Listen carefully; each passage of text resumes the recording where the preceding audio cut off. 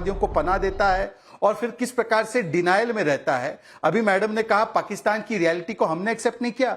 पाकिस्तान की रियलिटी का एक अच्छा सा बॉल बनाकर बांग्लादेश ने आपको वो बॉल दे दिया हाथ में, खेलते रहो। और बांग्लादेश के बाद बलूचिस्तान ने भी आपकी रियलिटी का दूसरा बॉल बनाया है और वो भी आपके हाथ में दे दिया है। जहां तक उज़्मा जी है, उज़्मा जी आपको पता है अभी हम लोग रफाल खरीद रहे हैं, एक्स्ट्रा रफाल खरीद रहे हैं। जितना पैसा हम रफाल में खर्च कर रहे हैं ना, उतना इनका पूरा बजट है। हमारा डिफेंस का बजट इनके डिफेंस के बजट से 9 गुना ज्यादा है। और आपको एक और फैक्ट बता देता हूं, आपके दर्शकों को आनंद आएगा। पाकिस्तान की कुल इकोनॉमी है कुछ 35 लाख करोड़। हमारी LIC कंपनी ना, इंश्योरेंस बेचने वाली करने वाली कंपनी, उसका मार्केट एसेट है 50 लाख करोड़। महाराष्ट्र का खुद का इकोनॉमी का साइज है लगभग 55 लाख करोड़। और भारत का तो इकोनॉमी का साइज छोड़ ही दीजिए, आपकी कल्पना के बाहर है। पर कल्पना के बाहर एक्शन भी होने वाला है। इसीलिए जनरल मुनीर कहां हैं, इसीलिए शहबाज शरीफ अस्पताल में हैं, इसीलिए पाकिस्तान के जो एक के बाद एक रेजिग्नेशन हो रहे हैं आर्म फोर्सेस में, इसीलिए आज ऑफिसर से लेकर सोल्जर्स कह रहे हैं हमें नहीं लड़ना है। तो ये जो इकोनॉमिक घेराबंदी, जो डिप्लोमेटिक घेराबंदी और जो जलबंदी हो रही है पाकिस्तान की, अब इसी की वजह से ये पाकिस्तान की स्थिति इस प्रकार के डर के माहौल में तब्दील हुई। बिल्कुल सही कह रहे हैं मुकीम अहमद साहब। सवाल इस बात का नहीं है कि कौन कितनी शेखी मार रहा है। यहां शेखी, war is not an issue जिसपे कोई शेखियां मारे।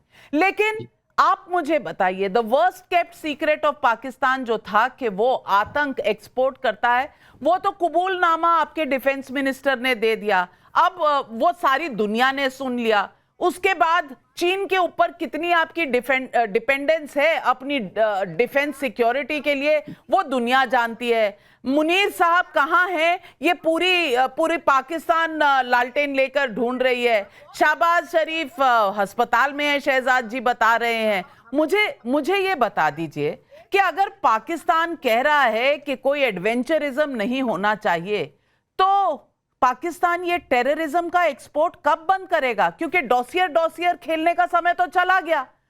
और अब जब खबर लेने का समय आया है तो पाकिस्तान घबराया हुआ क्यों है?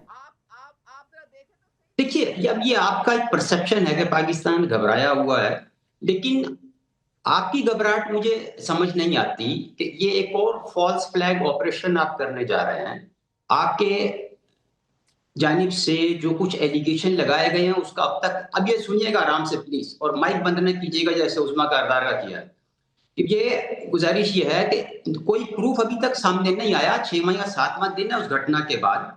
आपने 100 एम्बेसडर्स को इनवाइट किया था दिल्ली में, उसमें कोई प्रूफ उनको पेश नहीं किया गया। न्यूयॉर्क टाइम्स की रिपोर्ट है कि पाकिस्तान के ऊपर ये ब्लेम डाला जा रहा है। दूसरा, रॉबिन राफेल जो अभी जजाद भाई अभी आपकी बारी है मेरे बाद।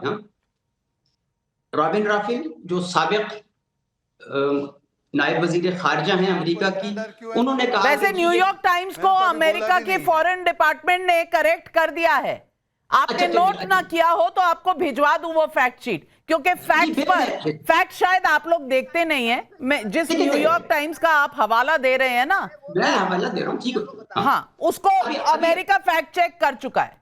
देखिए, मुझे वक्त दे दें, फिर आप बाद में दुरुस्ती कर लीजिएगा। मेरी बात तो मुकम्मल होने दें, आप इजाजत दें ना मुझे जब बुला लिया तो। बोले जी। और फिर जो रॉबिन राफेल हैं साबिक वाइस फॉरेन मिनिस्टर, उन्होंने कहा कि जी घटना के 5 मिनट के बाद ही पाकिस्तान पे इल्जाम लगाना और दोषी ठहराना दुरुस्त नहीं है। आपके यहाँ से सुब्रमण्यम स्वामी जी क्या कह रहे हैं, वो इस्तीफा मांग रहे हैं नरेंद्र मोदी जी का। आपके कर्नाटका के वजीर आला सदरमत स्वामी राव साहब वो फरमा रहे हैं कि जनाब ये सारा ड्रामा है। आपके यहाँ से ये आवाजें उठ रही हैं कि ये बिहार का इलेक्शन जीतने के लिए फॉल्स फ्लैग आप जिनका नाम ले रहे हैं, नाम तो सही ले लीजिए, लेकिन उनका भारत के पॉलिटिक्स में और डिसीजन मेकिंग में कितना रोल है ये भी आप तय कर लीजिए। अब यूं तो बोलने वाले आपके ट्विटर पर, आपके अखबारों में क्या क्या लिख रहे हैं मैं आपको क्या बताऊं, आप बेहतर जानते हैं। लेकिन गौरव आर्या ये कहते हैं हम नहीं घबराए हुए, भारत घबराया हुआ है, और भारत ने 5 मिनट में बता दिया। भारत को बताना ही था ना, हम तो जानते हैं इनके नक्शे कदम किस तरह के हैं, ये तो हम जानते ही हैं। नहीं, बिल्कुल। पहले तो मैं उज़मा जी को बोलना चाहता हूँ कि उज़मा जी, आप में क्या ऑफ का बटन नहीं है मैडम? क्या आपको नहीं पता कि आपका फेडेड ऑन है? आप लगातार 15-20 मिनट से बोल रही हैं। मैडम रुक जाइए मैम, वो आपको, ma'am please allow me to come. Ma'am देखिए, मैंने तो आपके बीच में नहीं बोला मैम, मैं आपके बीच में बिल्कुल नहीं बोला। मेरी आपसे रिक्वेस्ट है, आप मुझे बोलने दें please, it's my humble request ma'am. देखिए, ऐसा है, दो चीजें हैं यहाँ पे, ठीक है ना? आप कुछ भी बोलें, फॉल्स फ्लैग ऑपरेशन, ये हर समय। अब वो साहब जो थे, वो टाई पहने हुए हैं, पाकिस्तान के पैनलिस्ट, मैं माफी चाहता हूं, मैं उनका नाम नहीं जानता। वो कह रहे हैं कि साहब, ये जो पूरा मामला है ना, एक साबिक किसी अमेरिकन ऑफिशियल ने ये बोला है कि 5 मिनट, वो इसीलिए साबिक है क्योंकि वो बकवास करती थी। Now she does not have a job, she is gone, retired. और ये रैंडम किसी गोरे को पकड़ना और ये सोचना कि क्योंकि गोरे ने बोला है तो ये सुपीरियर स्टेटमेंट है। अरे, उसका औहदा क्या है? किस कुर्सी पे बैठी है? साबिक है ना, तो साबिक को take it with a pinch of salt. साबिक तो कुछ भी बोलते हैं, इट डजंट मैटर, है ना? उसको पूरा पाकिस्तानी मीडिया प्ले कर रहा है। दूसरी चीज मैं आपको बताता हूं कि द वे वी थिंक, ये आप कहते हैं कि 5-10 मिनट के अंदर प्रूफ कैसे मिल गया? पूरा का पूरा इस्लामिक जिहाद कश्मीर में पाकिस्तान ने शुरू कर रखा है, ठीक है? और अगर आप मेरी बात समझें तो मैं ये कहना चाहता हूं कि भारत प्रूफ ढूंढ ही क्यों रहा है इस चीज में?